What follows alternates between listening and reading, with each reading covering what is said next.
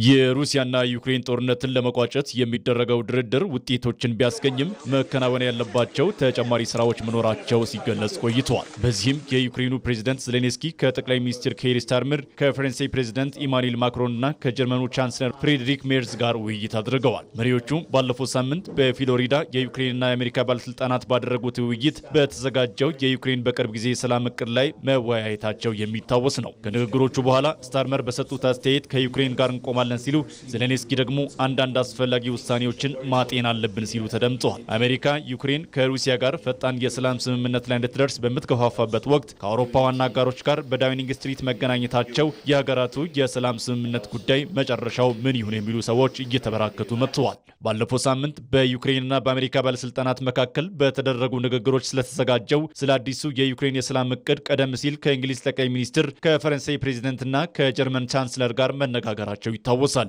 የእንግሊዝና የፈረንሳይ መሪዎች ለዩክሬን ጥብቅ የጸጥታ ዋስትና ስጋት እንዳላቸው ሲገልጹ፣ የጀርመን ቻንስለር ግን ከአሜሪካ በኩል በሚመጡ ዝርዝሮች ላይ ጥርጣሬ እንዳላቸው ነው በመናገር ላይ የሚገኙት። ከስብሰባው በፊት የአሜሪካው ፕሬዝዳንት ዶናልድ ትራምፕ የዩክሬኑ ፕሬዝዳንት ዜሌንስኪ የቅርብ ጊዜውን ሀሳብ አላነበቡም ሲሉ መክሰሳቸውም ተደምጸዋል። የእነዚህ ንግግሮች ትልቅ ትኩረት በአውሮፓና በዩክሬን መካከል ስላለው አንድነት ነው የተባለ ሲሆን በውይይቱ ስታርመር ከዩክሬን ጋር መቆም እንደሚያስፈልግ በድጋሚ ተናግረዋል። ይሁን እንጂ የዩክሬኑ ፕሬዝዳንት ዜሌንስኪ በዚህ ብቻ ረክተው የተቀመጡ አይመስልም። ወደ ብራዚል ስለማቅናት እንዳሰቡና እዚያም የኔቶ አለቃ ማርክ ሩትና የአውሮፓ ህብረት ኮሚሽን ፕሬዝዳንት ኡርሱላ ፎንደር ሌየንን ያገኛሉ ተብሎ እንደሚጠበቅ የተለያዩ የመገናኛ ብዙሃን በመዘገብ ላይ ናቸው። አልፎም በሮም ከጣሊያኑ ጠቅላይ ሚኒስትር ጆርጂያ ሜሎኒ ጋር ለመገናኘት ቀጠሮ መያዛቸውም እየተነገረ ነው። የዩክሬኑ ፕሬዝዳንት ዜሌንስኪ ከእንግሊዝ ከፈረንሳይና ከጀርመን መሪዎች ጋር መገናኘታቸውን ተከትለው ሀገራቱ ሰላምን ለማምጣት ላደረጉት ጥረት ምስጋናቸውን አቅርበዋል። ፕሬዝዳንቱ አክለው ውይይቱ ወሳኝ በሆነው በአውሮፓና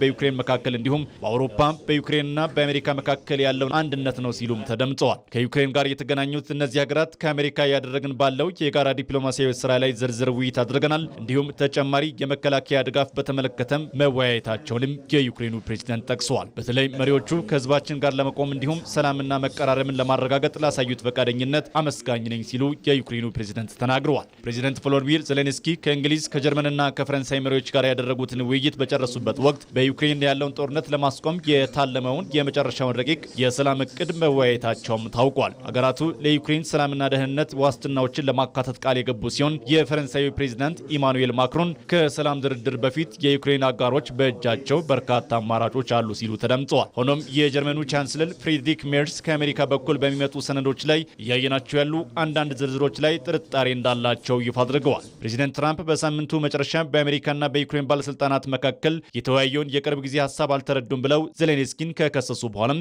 ይህ የተለመደ አሰራር አካል ነው ብለዋል። መሪዎቹ በዩክሬንና በሩሲያ የሰላም ስምምነት ጉዳይ መሪዎቹ በነበራቸው ስብሰባ በበርካታ ጉዳዮች ላይ ከስምምነት ላይ መድረሳቸውም ታውቋል። ይሁን እንጂ ፕሬዚደንት ዜሌንስኪ በተደጋጋሚ የዩክሬን ግዛቶችን አሳልፎ መስጠት የማይታሰብ መሆኑን እየገለጹ መቆየታቸው የሚታወቅ ሲሆን የሀገራቱ የስምምነት ጉዳይ ምን ሊሆን ይችላል የሚለው የዓለም ትኩረት ሆኖ ቀጥሏል።